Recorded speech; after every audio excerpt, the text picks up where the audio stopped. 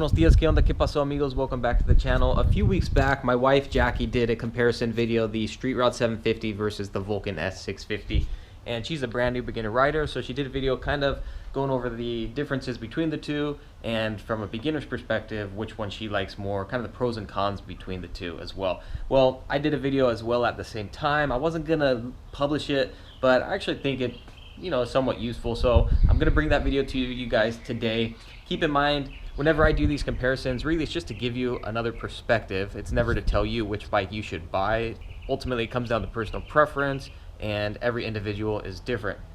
But I will go over some of the differences, and at the time that I did the video, I hadn't spent as much saddle time on the Vulcan S. Since then, I have gotten out and spent a little more time on this bike. I still need to spend some more time on the Street 750. So it is limited as far as my experience on these two motorcycles, but I think it's still useful as well. Enjoy the video, and we'll catch you on the next one, John's Moto Garage. Hey, buenos dias, ¿qué onda? ¿Qué pasó, amigos? Welcome back to the channel, John's Moto Garage. First of all, a huge shout out to Jackie from Jackie's Moto Garage. She's behind the lens today. So as you can see, we've got a 2017 Harley Davidson Street Rod 750. And then right here, we've got the ever popular Kawasaki Vulcan 650S. I picked both of these bikes up this week, and these are both popular bikes in their own right. I feel like this one is a little bit more disliked, and this one has like a huge kind of cult following, people that absolutely love it. This bike was very hyped up to me before I ever, even considered buying it, and then I started looking into it and realized I had to get my hands on one. Anyway, today we're going to talk a little bit about, as a beginner rider, which motorcycle is best for you. And ultimately it depends on a lot of different things, what type of riding you're planning on doing. There's tons of different variables, so I'm just going to go over these two bikes and give you some key points, both objective and subjective, to hopefully help you make your decision when deciding between the two. So let's start with the Harley Street Rod 750. We'll go over some of the basic specs. This is a 750cc V-twin liquid cooled engine. It's like their Revolution or Revolution X engine. You can see it's a belt drive, 6-speed, and yeah, 750cc. This bike weighs in at just under 520 pounds wet. Seat height is going to be just under 30 inches. I'm 5'8". I'll jump on real quick, show you what it feels like. So as you can see, at 5'8", not a problem, flat-footed, and it seems pretty well balanced, not super heavy, not very top heavy. It's not a super overwhelming motorcycle per se when I jump on it. Now, I will say this is a very aggressive stance. You've got drag bars, you've got mid controls, and even with these mid controls, it's very tight and very cramped.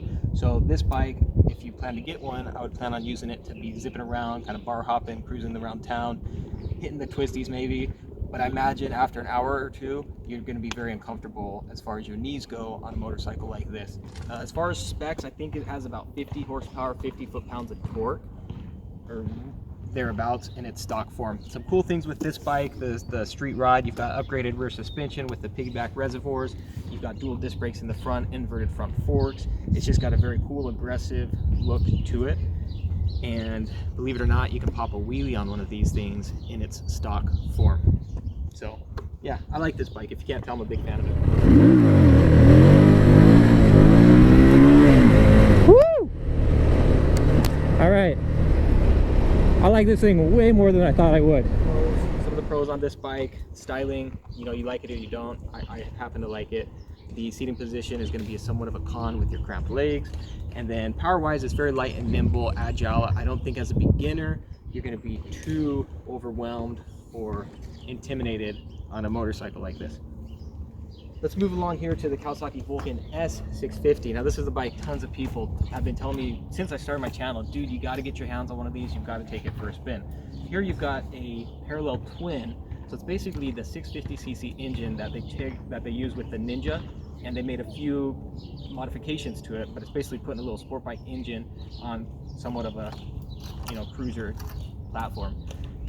I have to say, when these first came out, I just was not interested, and the big reason is I wasn't a huge fan of the styling. It looks kind of like, a mix of a sport bike and a cruiser hybrid. It just didn't catch my fancy. However, after hearing some of the stories about the performance side of things on this bike, that's where I started to give it a little bit more attention. You'll note this is a chain drive. as opposed to belt drive. It is also 6-speed. This one has forward controls. You can get it with mid or mid forward controls as well, so you do have those options. And then you can see these bars are not a super aggressive drag bar. They kind of come back to you. This bike sits much lower. It's between like 27, 28 inches. It's a lot more narrow. So as you can see, you're not super, your legs aren't super stretched out. It's just a very, very comfortable seating position. And the bars come right to you. So this is one where even though it's a 650cc, smaller displacement, if you're jumping on the freeway, throw a little windshield on this one, you could probably get away with doing much longer rides and still being okay on this motorcycle. You'll know this one does not have dual disc brakes in the front. I think specs on this horsepower, I forget. I want to say around 70 horsepower, around 48 foot-pounds of torque, but I'm not 100% sure. So this bike, where it really takes the cake, is performance. You jump on this thing, I don't know off the top of my head, but I'm pretty sure I did 0 to 60 in just barely over 3 seconds.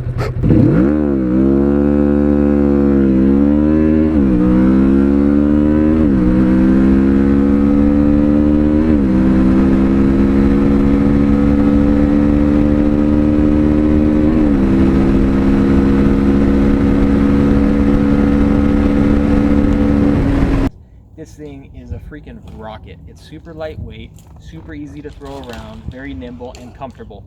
So while I don't dig the styling cues quite as much as on the Harley, comfort, it takes the win. So there you have it between the two. Obviously, there's pros and cons with each. You gotta pick and choose what you prefer. Price point, I don't know off the top of my head. I can tell you, I bought both of these used, and they were both within $1,000 of each other as far as the price goes. Yes, I did pay a little bit more for the Harley than I did for the Vulcan, but typically you're going to be looking at about $1,000 difference between these two. Okay, so ultimately for me, if I had to choose, which one would I pick? That is a very, very tough decision. I've yet to pull a wheelie on this guy. That thing was easy to rip a wheelie on. So for quote-unquote cool factor, I'd probably go with the Harley, and because I could pull off a wheelie. But for overall fun factor and on paper what makes sense, it would be the Vulcan S. It definitely would be. So drop a comment below. What do you guys think? Are you fans of either of these bikes? If you were a beginner rider, would you consider one of these? If so, which one? And what are your experiences with these motorcycles? Drop a comment below. Like and subscribe if you dig the content. I appreciate the support, and we'll catch you guys on the next one. Adios, los vemos. Oh shoot, I wasn't recording it. Really? No, I'm just kidding. Oh! Alright, cool. I got my video for the day. You're such a copycat. You just copied my video. I did. Alright, so honestly, my thoughts haven't changed a whole lot since putting more seat time on the Vulcan 650. I was able to get this guy up on one wheel. Still a lot more challenging than it was with the Harley. But let's face it, most people aren't buying a motorcycle to go out and do wheelies, especially not this type, especially if you're a beginner. I do want to get more time on the Harley though, just to see what that thing's all about, see what it's capable of, which I haven't done yet. So, my thoughts may change with more experience on the two motorcycles, but I do think the Vulcan overall is an easier beginner motorcycle to jump on, where the Harley still takes my heart as far as the styling goes. And I don't know, there's something fun about the Harley, but they're just two different motorcycles. As always, the best bet is get your hands on both. At least sit on them, see what you think, see how it feels. And keep in mind, there's way more bikes than just the Vulcan and the Street Rod 750. You've got tons of options. That's one of the biggest problems, is narrowing down the options, you know what I mean? So there you have it. John's Moto Garage. Like and subscribe if you dig the content. I appreciate all the support. Stay tuned for more videos on both of these bikes. Let me know what video you would like to see on either of the two, and we'll see you on the next one. Nos vemos. Hasta luego.